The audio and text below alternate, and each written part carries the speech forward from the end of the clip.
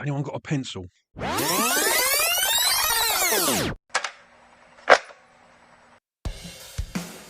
Hello and welcome to the Mixtape podcast. My name's Mark and I am your host. Thank you so much for tuning in for this week's episode. Every week on the show, I ask my guests to make up an imaginary mixtape and pick 6 tracks for it. I've had some incredible chats.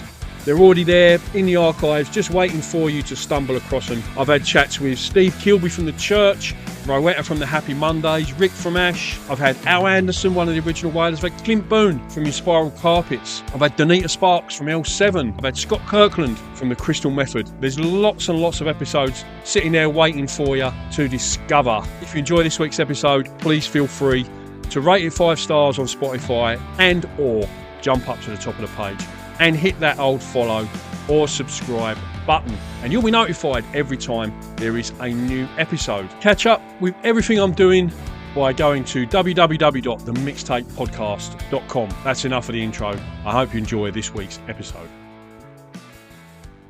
Hello and welcome to another mixtape show, and today I'm delighted to welcome Hillstock artist Olive Mae to the show. How are you, Olive?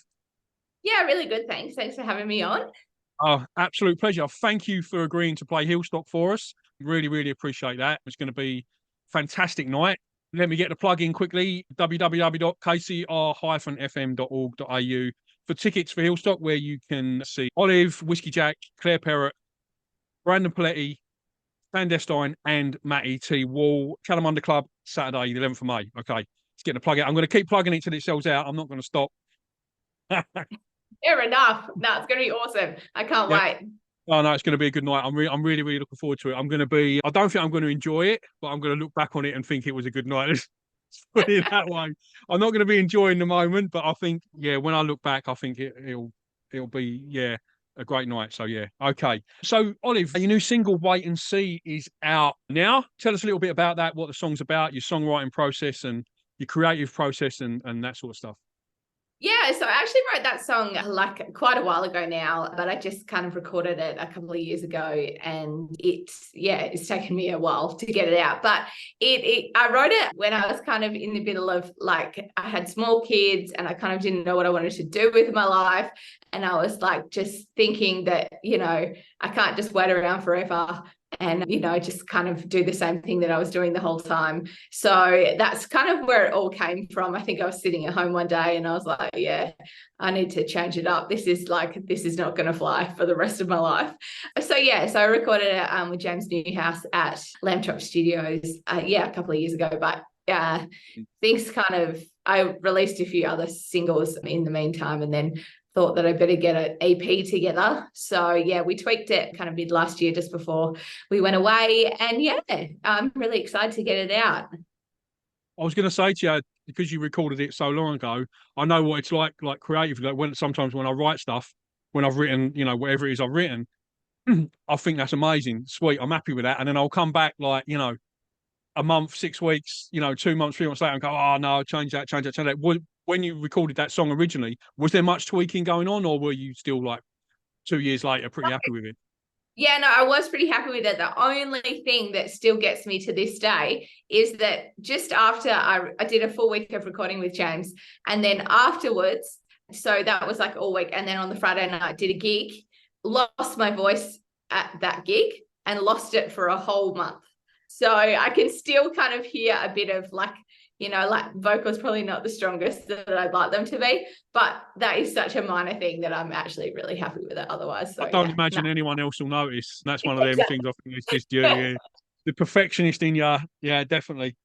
I saw as well, you're just back from over East, Olive, and I've got to be honest with you, out of all the acts and, sort of WA and Australian acts that I've had on the show, hands down, mate, you are the hardest working one, out of the lot. So many gigs. Yeah, you're really, really grinding away there, mate. So, fair play to you. How was it over East, and sort of what were some of the highlights of that tour for you? Yeah, I mean, it was, you just got to hustle for the gigs. We used that money to kind of help us get around. Not that it covered much, but it did help. So, we left last August and went for 6 months, and we're just home now. But I reckon it's pretty cool that I can say that I played gigs in every state now, apart from Tasmania. And yeah, I played at Tamworth, which was pretty awesome. That's a bit of a bucket list moment, even though it was so hot. Everyone warned me how hot it would be, but staying in an unpowered caravan site for 10 days in over 40-degree weather was, yeah, it wasn't easy. That was a big challenge, but no, it was really awesome to be at Tamworth. And yeah, and then I just did Agnes Blues Roots and Rock up in Queensland just before we got home. And that was really awesome too. So yeah, no, it was excellent experience. I think I was talking to one of my friends the other day, and I think I'm still too close to the trip to be able to reflect on it properly. But I think kind of over the next few months and years, even I'll be able to look back on it. And yeah, I reckon I've definitely grown just with my performing. Just doing it so regularly was really awesome. Yeah, yeah. Did you find it easy to sort of transition back from like being on tour mode for so long? Like that's a long time to be away, to being like, living in the same place and, just day-to-day life. How was that transition for you? It's actually been really good. And I think it has a lot to do with the fact that we were so ready to come home. So yeah, I think we were just kind of really missing home and all our friends and just the familiarity and the daily routine. So yeah, it's been really good actually. We're not quite in our house yet. Our tenant is still in our house for another few weeks. So we're staying with my mum, which is really awesome too, because she's looking after us all. But yeah, I suppose we'll feel like we're actually home when we're in our house. But no, it's been good, and I've already done 4 gigs down here in Mugger River and I have quite a few more booked. So yes, straight back into it. Yeah, you segued very smoothly and nicely into where I was going next, which is your upcoming gigs. Thanks very much for that. So coming up, you've got the 22nd in Dunsborough, 23rd in Busselton, 24th in Yanning Up. That's March, obviously. Where can people connect with you, Olive? Where's the best place to find out what you got going on? Is it Instagram, Olive Mae Music? Yeah, and Instagram or Facebook is always, I keep them both up to date pretty well. Yeah, you can just keep up to date with whatever I'm up to next. Okay, so and it's Olive Mae, M-A-E, not M-A-Y, Olive Mae Yes. Music. If you're listening on the podcast or on the YouTube channel, there'll be a link in the description to Olive socials, and so you can just drop in there. If you're listening on the radio, then it's Olive Mae Music on Instagram or Facebook. Okay, Olive, let us drop into your mixtape tracks. And as you know, the show's called The Mixtape, and I asked you to pick 6 tracks for your imaginary mixtape. And to kick it off is an attention grabber, one to sort of, kick it off in fine style. And what did you pick, mate?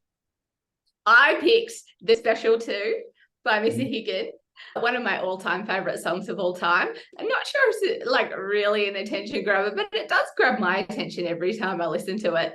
And yeah, it was definitely the hardest one to choose, I think, this one. But yeah, it's just a song that I love so much.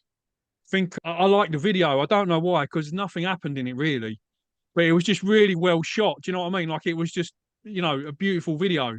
Like, she's just like wandering around her house, looking out the window. But yeah, I don't know why. I just really liked it. Yeah, I don't know if it was just the way it was shot or the direction or whatever. But yeah, amazing video. Like I said to you, I didn't really have a massive chance to dive too deep into all of these. But yeah, I did enjoy that video. Yeah, it was a good one. Got really beautiful lighting in that video as well. For sure. Okay, and track 2, Olive, is a song that you sing loud and proud when you're on your own in the car or the shower. What did you pick there? I picked Something's Coming by The Waifs. It's actually, I started playing to The Waifs and Missy Higgins, and that was kind of the whole reason that I taught myself along to, especially The Waifs, A Brief History album. But Something's Coming is off their Ironbark album, which when it came out, I was not feeling the Waifs at all. And it's definitely a song that I've come to only in the last couple of years or so. But yeah, I just love it. I'm learning how to play it on guitar. It's actually quite tricky. And it's very wordy as well. Probably hence the reason I sing it so much in the car, because I'm just trying to get it down so I can play it at gigs. Just rehearsing on the fly. Nice one. I like it. It's very time efficient. That's what I like to see.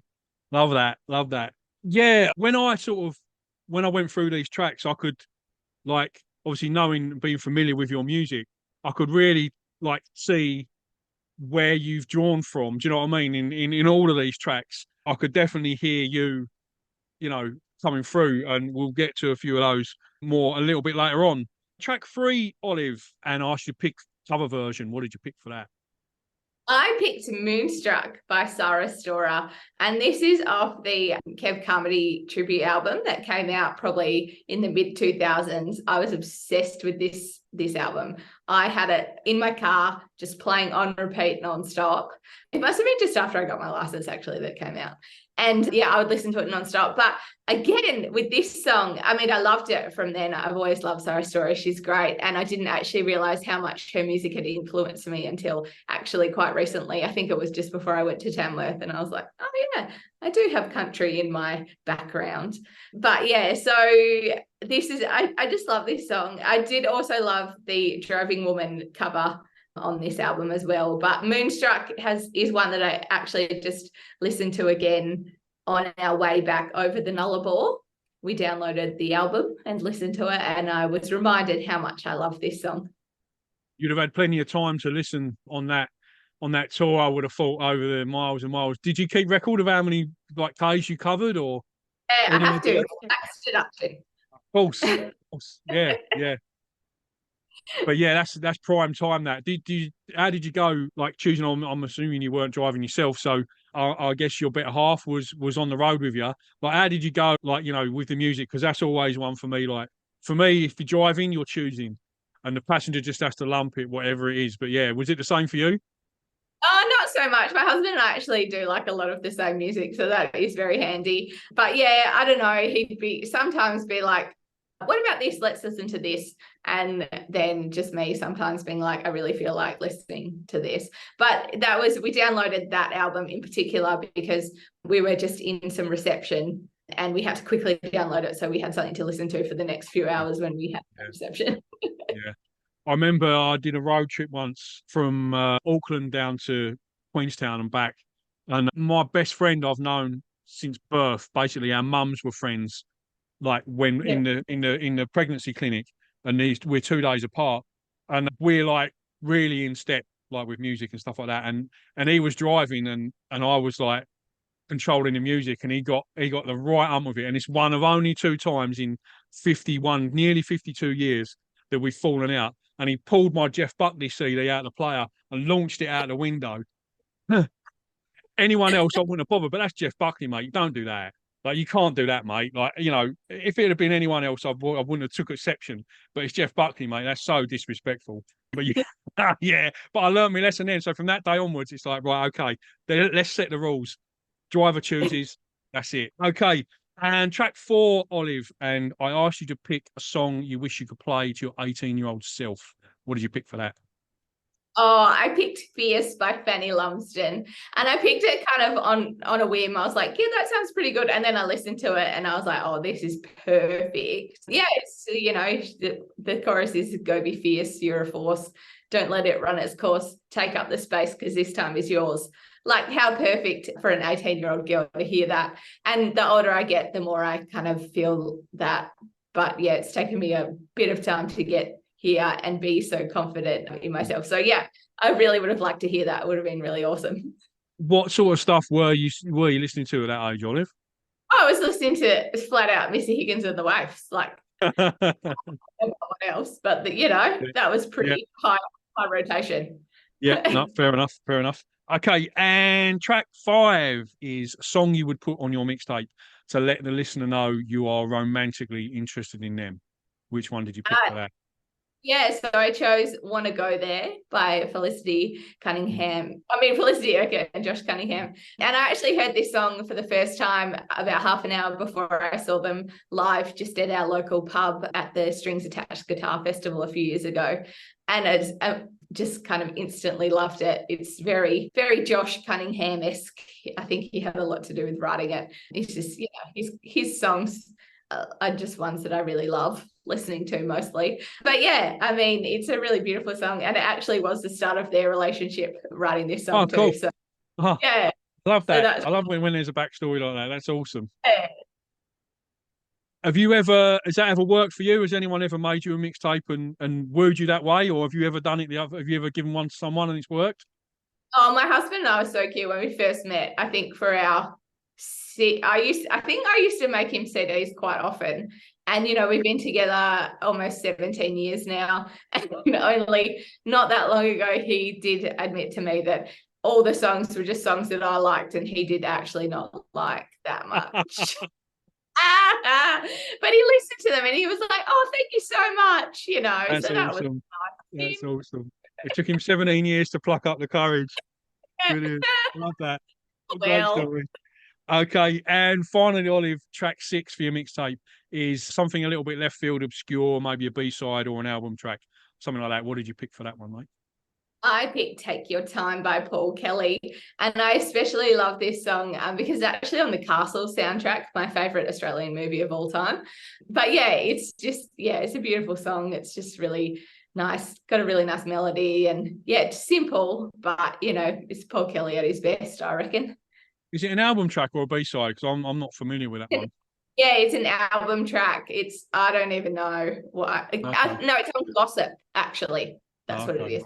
Right. Yeah. No, I really enjoyed that track. I'm a big Paul Kelly fan. He was one of the first, I came to Australia in 2010. And living in the Australian acts that you're familiar with is obviously AC/DC, In Excess, 1 or 2 Midnight Oil tracks. And that's about it. That's all that you get. Do you know what I mean? So when I first came here, I just was like a sponge, just soaking up all this new music that I'd never heard before. And Paul Kelly was one of the first ones where I was like, yes, I like him. Yeah, he put me in mind of Paul Weller a little bit. I don't know if you know who Paul Weller is, but in a similar sort of style, he's just a sort of elder statesman, singer-songwriter, pretty grumpy. Do you know what I mean? A bit but amazing musician. Okay, on that note, Olive Mae, thank you so much for coming on the mixtape and giving me your time. Thank you again for agreeing to play Hillstock. I will see you in person on Saturday, the 11th of May at the Kalamunda Club in Kalamunda, www.kcr-fm.org.au for tickets. Thanks again, Olive. Cheers. Thanks, Mark. That was a Mixtape podcast. Thank you so much for listening. Don't forget to jump up to the top of the page and smash that follow button and you'll be notified every time there's a new episode, or follow me on Instagram at the Mixtape Perf. Till the next time.